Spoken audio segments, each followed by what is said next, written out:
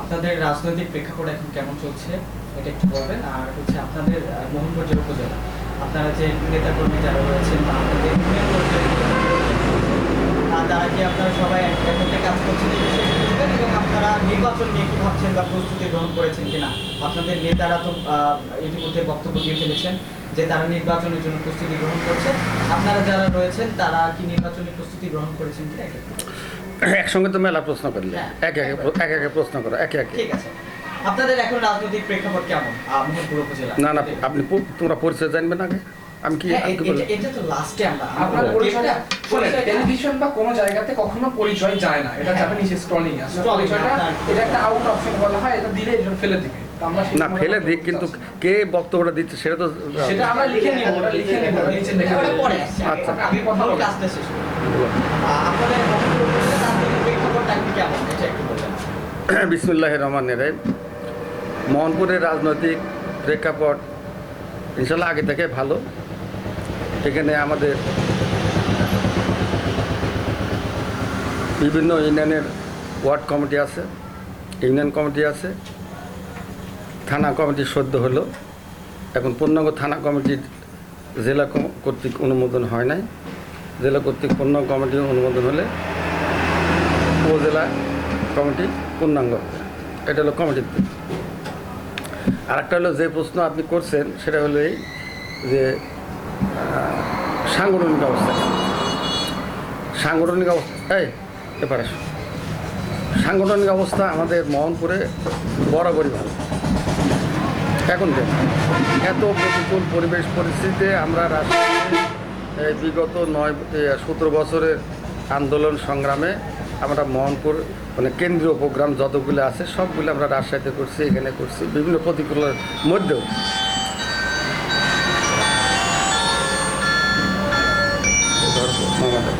প্রতিকূলতার মধ্যে এখন 5ই আগস্টের পরে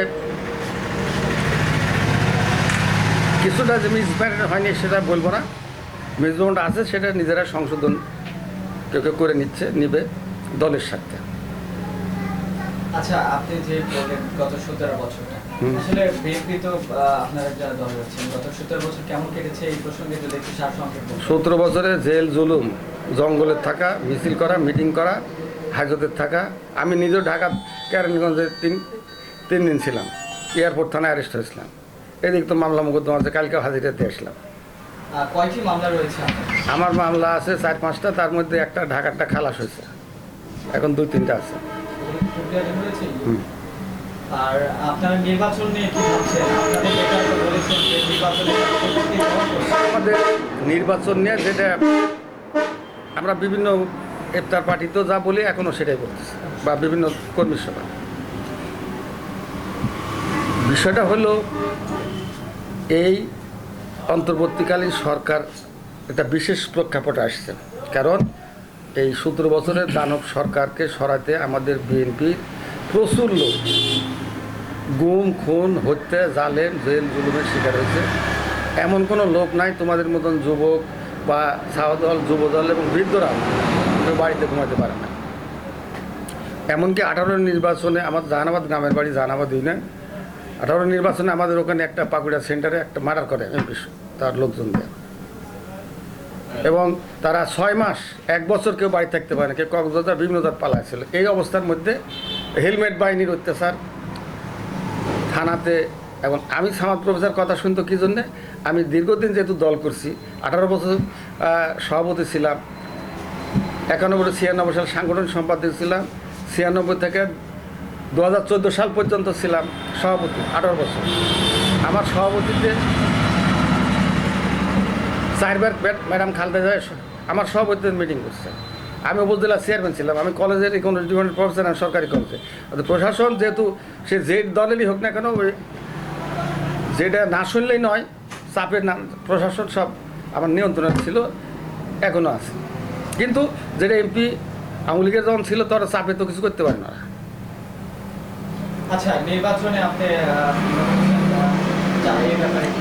নমিনেশনের ব্যাপারে এর আগেও চেষ্টা করছি। নমিনেশন ব্যাপারে আমি এই জন্য আশাবাদী যে অনেক আরও প্রার্থী আছে, যেহেতু আমি এর আগেও দুবার ম্যাডাম জিয়া যদি সুস্থ থাকতো তাহলে ম্যাডাম জিয়া তখন আমাদের এটা পবা এবং মোহনপুর এই বাগমারা এবং মোহনপুর একটা ইয়ে ছিল তত্ত্বাবধায়ক সরকার 111-এর পরে ওই সরকার এসে পবার মধ্যে আমাদের মোহনপুরটা অ্যাড করছে। তাছাড়া এটা ছিল বাগমারা এবং মোহনপুর আসন 3 এটা ছিল, এখন এই পবার মধ্যে অ্যাড করছে। ওই সময় আমার সাক্ষাৎকারে খালদা যে মানে হোটেল শেরাটনের পাশে যে যমুনা ভবন ওখানে বিভিন্ন আলোচনার পরিপ্রেক্ষিতে বলেছিল যে উনি অনুমোদন দিয়ে দিয়েছিলেন।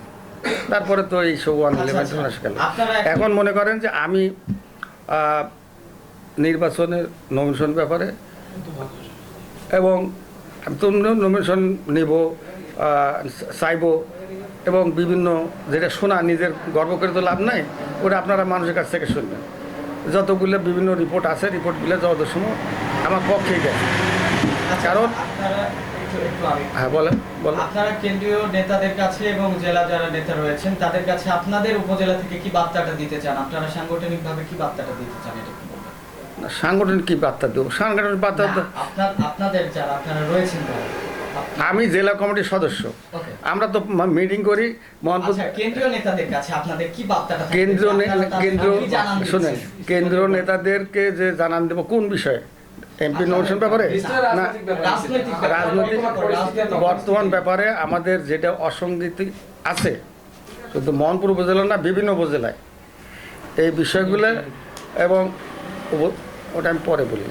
এখানে 5 আগস্টের পরে যে কিছু কিছু যে বিশৃঙ্খলা হচ্ছে না, এটা যদি আমি অস্বীকার করি সত্যের অপলাপ হবে।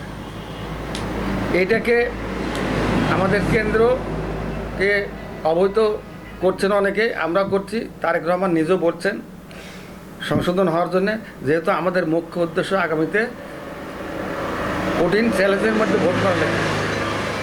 এই ভোট করতে গেলে কঠিন চ্যালেঞ্জ মোকাবিলা করতে হলে আমাদের জনগণের দৌড়গোড়ায় আমাদের পৌঁছতে হবে, জনগণের ভালোবাসা অর্জন করতে হবে, আদারওয়াইজ না। আচ্ছা, তারেক রহমান যে 31 দফা দিয়েছেন সেই লক্ষ্যে আপনারা জনগণের দ্বারে সেই বার্তাটা পৌঁছে দিয়েছেন? হ্যাঁ, আমরা যত মিটিং করতেছি তখন 31 দফা আমরা বলি। এখন তো এই অন্তর্বর্তীকালীন সংস্কারের দফা নিয়ে এসে নির্বাচন কীভাবে প্রলম্বিত করা যায় এই একটা নতুন দল গঠন করে এক ফতোয়া জারি করছে। আর এটা তো আমাদের 3-4 বছর আগে থেকে তো আমার 31 দফা, এবং সে শুধু বিএনপি না, এই যে যখন যে 20 দলীয় ঐক্যজোট ছিল এবং অন্য বামফ্রন্ট ছিল সকল মিলে এই 31 দফা, যাতে এই দেশে কেউ সোজাচার হয়ে উঠতে না পারে সেই কারণে 31 দফা। এই 31 দফার মধ্যে বাইরে কি দফারা সৃষ্টিবাদ করতে পারছে এখনো পর্যন্ত ফাইনালাইজ করতে পারছে? আনটিল টু আনলেস যতক্ষণ পর্যন্ত একটা নির্বাচিত সরকার না আসবে ততক্ষণ পর্যন্ত দেশের স্থিতিশীলতা আনতে পারবে না। কারণ 300 জন এমপি যখন থাকবে, একটা সরকার থাকবে, স্ব এলাকার এমপিরা স্ব এলাকার প্রশাসন কন্ট্রোল করবে। বিশৃঙ্খলা সৃষ্টি হলে ওই এমপিরা ইউনো ডিসি বা ওসির মাধ্যমে এগুলো দূর করতে পারে।